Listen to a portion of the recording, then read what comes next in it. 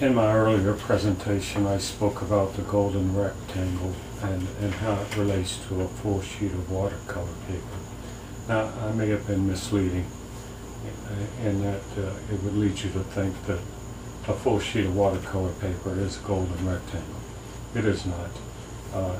The golden ratio is 1 to 1.618.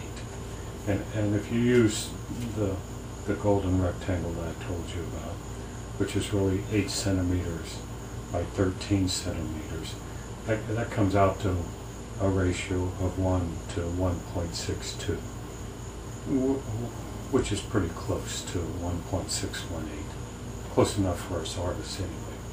But this is not a golden rectangle because it's 7 golden rectangles down and 6 golden rectangles across.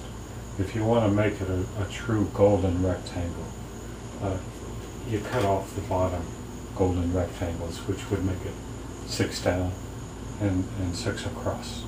And at that point in time, it would be a real golden rectangle, meaning you cut off 8 centimeters, either off the top or the bottom, and then you would have pretty close to being a golden rectangle.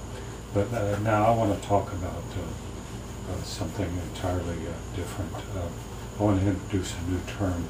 It's called armature. You know, in sculpture, they use an armature and they build their sculpture on the armature. And we do the same thing in the fine arts. You don't have to draw it on here. You should think a little bit along these lines. It's really a thought process. You put an armature on your paper, and that's what you guide yourself with on how to lay things out on your paper. And if you move things around, you're looking at a landscape, you can move things around to fit your armature. A lot of the old fine artists always had an armature, and they had a lot of secrets. Okay, we're going to do the thirds rule. I've already put a piece of paper here, and this piece of paper is 39 centimeters long, 28 centimeters wide. You have to ask, why do I need an armature?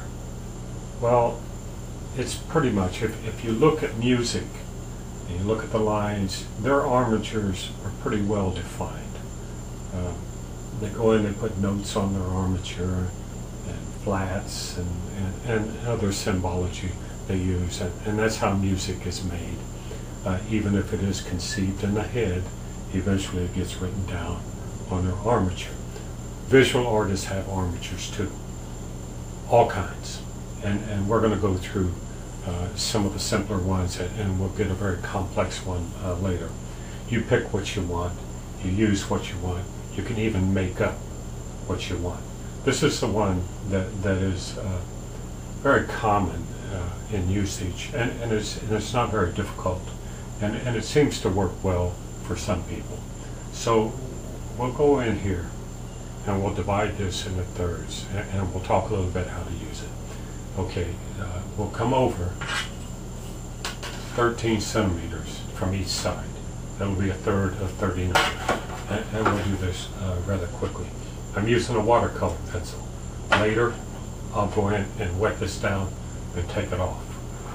And I'm using a dark one for demonstration purposes only. It's a sienna black. Okay. This is a third and a third. And this is 28 centimeters, so that's about a 9 and a third. So we'll come down 9 and a third.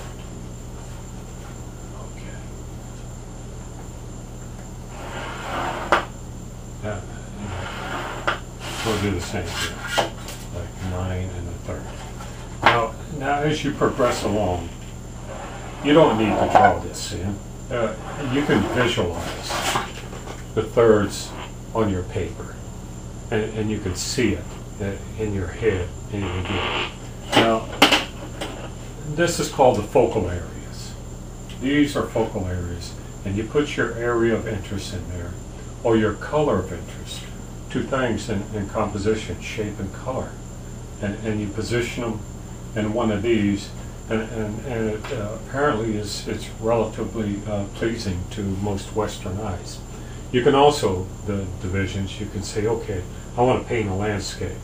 Well, here's the land, here's the sky. Or you can do land, water, sky, or you can move it around. You want to do buildings, you can put buildings here, the road this way. And you can use it ever how you want. Remember now, armatures and compositions are purely guidelines. They're not rules. People will come in to paint and say, well, this is the way you're supposed to compose a picture, this way, and that way. No. You compose the picture how you see fit. And you just use these, and you put it in your brain. You say, okay, I want to use the thirds armature itself. Now, what I do is if I draw my composition or my picture out, to sketch it out on a piece of tracing paper, and then I'll come in and I'll move it around, and I'll see what area of interest, where it sets on the paper, and how well it fits in. For this purpose here, I just did a couple of circles. And if I want to use, we have a term called a steel yard balance, you can see I can position it so it's on the thirds here or the thirds here, and you get this balance of little to big, and we'll discuss that later also. And now we can take our color. And if you just block in your colors, you can move them around also. So you find a position where it's pleasing to you, and where you think the painting looks. Now, I want to show you one that I did solely based on the thirds. This is a picture I did. As a matter of fact, the pine cone is still standing up there. What I did is I hung the pine cone up with a string, and then I went in and sketched it out. I did this because a lady said, well, every time she tries to draw a pine cone, it looks like a potato. So I came back and I thought I'd give it a shot. But what I did with this particular composition is I brought the string in a third, and that's a third of the original composition. Then I brought the shadow in 1/3, and that's a third of the composition. And then I hung it and drew it so that the center of the pine cone, this way, was a third of the way down, a third, and it hit basically this focal spot here, if I was to draw it here. So the center of this is a third of the way down, and a third of the way here. And I didn't bother with the other thirds. It very well may have lined up. I don't know if it did. It was coincidental. But this is what you can do with the thirds. Works just as well. As a matter of fact, I think it was about this size, a sheet of paper. Okay, remember, composition is purely what you wanted. You really should have an armature, at least in your head, when you think about it.